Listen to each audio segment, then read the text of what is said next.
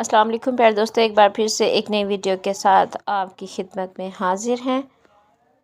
अपने चैनल आज की कहानी में आपको वेलकम करते हैं। तो आप लोगों से गुजारिश है कि अगर आप लोगों ने हमारे चैनल को सब्सक्राइब नहीं किया है तो जल्दी से हमारे चैनल को सब्सक्राइब करके बेल आइकन को दबा दें ताकि हमारी हर आने वाली वीडियो का नोटिफिकेशन आप तक पहुँचता रहे।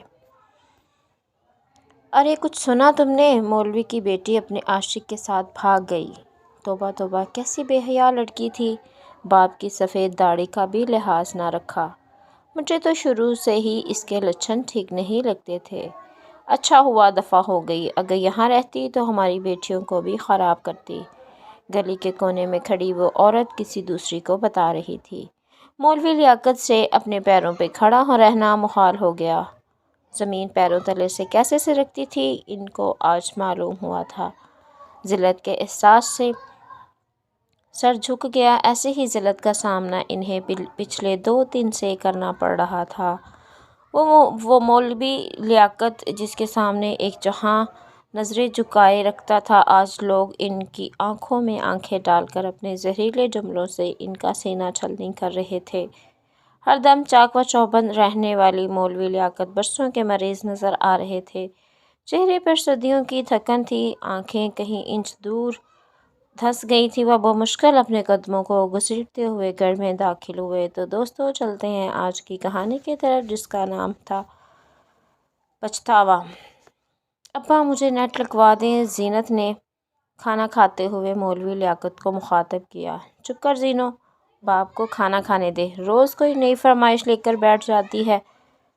नरगिस बेगम ने घूर कर इसकी तरफ देखा जिसकी इसने बिल्कुल परवाह न की। अरे भाई, नेट को क्या करना? वो मुस्कुराते हुए गोया हुए। बस अब्बा जी, मुझे चाहिए, मुझे लगवा दें, वो ज़िद्दी लहजे में बोली। तो मौलवी लियाकत फ़िदा हो गए। जीनत इनकी इकलौती बेटी थी, इसकी हर ख्वाहिश को पूरा करना वो अपना फ़र्ज़ समझते थे।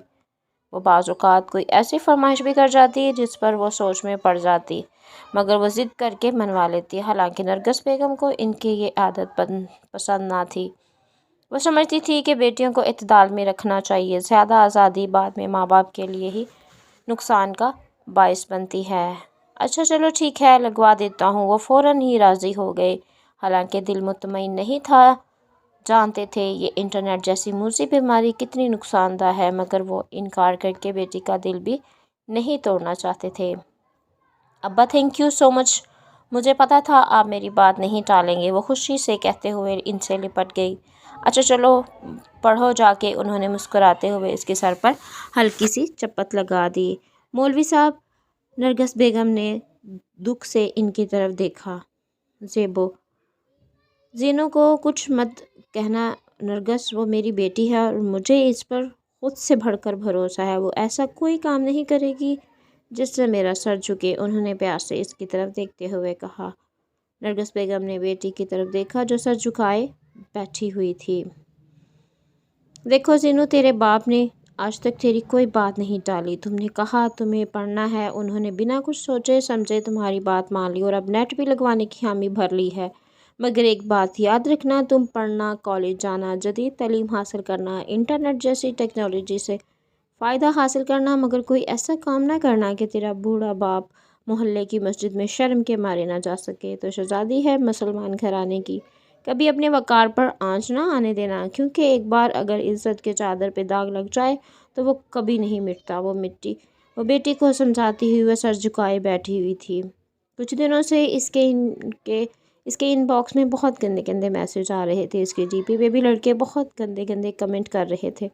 वो इन सब से काफ़ी परेशान थी। इसने बलाल से जिक्र किया तो टाल गया कि ऐसा तो फेसबुक पे होता रहता है। यहाँ मैं बताती चलूँ, बलाल वो लड़का था जिसने इसके साथ फेसबुक पे दोस्ती की थी। हम किसी को मना थोड़ी कर सकते हैं, तुम इग्नोर कर दो।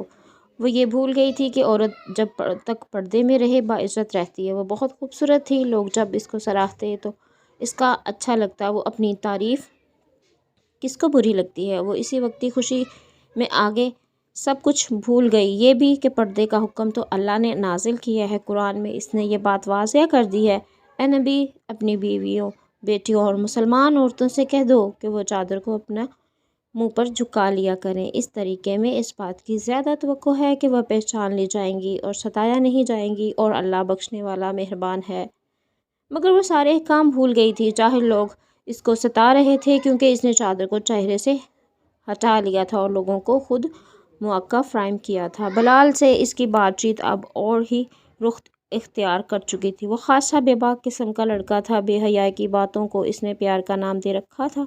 شیطان دونوں کو خوب بہکا رہا تھا اور رحمان دونوں کو سنبھالنے کا موقع دے رہا تھا، مگر دونوں تھے کہ سب فراموش کیے ہوئے تھے۔ بلال نے اس سے ملنے کی ضد کی۔ پہلے تو وہ ٹالتی رہی، مگر جب وہ ناراض ہونے لگا تو وہ مانتے ہی وہ اس کو ناراض نہیں کرنا چاہتی تھی۔ یہ سب اسے بہت لطف دے رہا تھا۔ برائی کا کام ہمیشہ لذیذ ہوتا ہے، انسان کو اپنی طرف مائل کرتا ہے اور برے لوگ اس کو کر گزرتے ہیں بنا اس کے انجام کی پرواہ کیے، مگر عقل مند لوگ جن کی دل میں خوف خدا ہوتا ہے وہ اس کی لذت سے دور رہتے ہیں۔ ایک دن کالج سے واپسی پر وہ اس کے ساتھ باہر گئی۔ بلال اچھا خاصا خوش شکل تھا۔ زینت اس پہ فدا ہو گئی۔ کچھ عمر تھی، کچھ وہ پہلے سے ہی اس کی باتوں میں آ گئی تھی، اس کی ہر بات مانتی چلی گئی۔ بلال نے اس دن اس سے شادی کا وعدہ بھی کر لیا۔ وہ بہت خوش تھی، خود کو ہواؤں میں اڑتا محسوس کر رہی تھی۔ گھر آئی، سارا دن سوچتی رہی کہ یہ کیسے ہوگا۔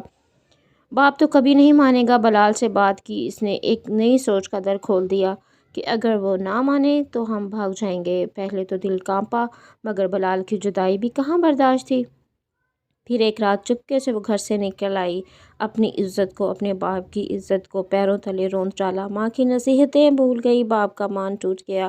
ہوا کی بیٹی شیطان کے بہکاوے میں آ گئی۔ شیطان اپنی جیت پر قہقہے لگا رہا تھا۔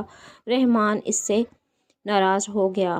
صبح ماں نے اٹھ کر دیکھا بیٹی گھر پر نہ تھی۔ الماری سے اس کی شادی کے لیے رکھا سونے کا زیور بھی غائب تھا۔ وہ رونے پیٹنے لگی۔ باپ سا سب دیکھتا رہا۔ لوگوں نے لان تان کی، چپ چاپ دونوں میاں بیوی سنتے رہے۔ ان کی دنیا اندھیر ہو گئی تھی۔ دنیا میں اتنی بڑی آزمائشیں میں ڈال دیا گیا تھا۔ مولوی 2 دن تک سب سہتا رہا، پھر ہمت جواب دے گئی، دل کے دورے کا بہانہ بنا اور دنیا سے رخصت ہو گیا۔ نرگس اپنا گھر اجڑتا دیکھتی رہی۔ زینت کے سامنے جب بلال کی اصلیت آئی تو آنکھوں سے پیار اور ہوس کی جو پٹیاں بنی تھیں سب کھل گئیں۔ وہ اسے دھوکہ دے گیا تھا۔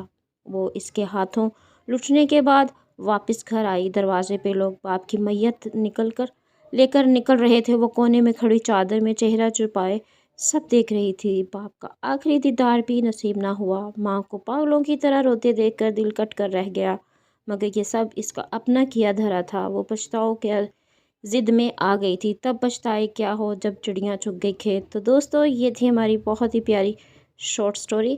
امید کرتی ہوں آپ لوگوں کو پسند آئی ہوگی، اور اگر آپ لوگوں کو میری کہانی اچھی لگی ہے تو پلیز کمنٹ سیکشن میں اپنی رائے کا اظہار ضرور کیجیے گا۔ دعاؤں میں یاد رکھیے گا۔ اللہ حافظ۔